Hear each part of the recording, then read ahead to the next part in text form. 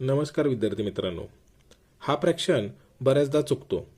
खरं तर स्कॉलरशिपची तयारी करणाऱ्या विद्यार्थ्यांना हा प्रश्न सोप्या पद्धतीने कसा लक्षात ठेवायचा हे मी तुम्हाला आता सांगणार आहे। बघा, ज्यावेळेस छेद समान असतो त्यावेळेस आपल्याला वरती जे दिलेले अंक आहेत त्यांची इथे बेरीज दिलेली आहे, ती आपल्याला बेरीज करायची आहे। बघा, 3 अधिक 1 आणि छेद समान आहे म्हणून तो एकदाच लिहायचा आहे। पुढे आपण जे अंश आहेत त्यांची बेरीज करूया। अंशांची बेरीज आली 4, छेद जसा आहे तसा ठेवायचा।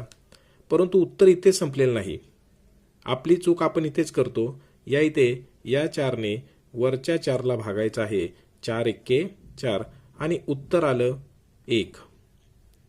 समजलं का विद्यार्थी मित्रांनो? अशाच सोप्या ट्रिक लक्षात ठेवण्यासाठी आमच्या चॅनलला नक्कीच फॉलो करा। धन्यवाद।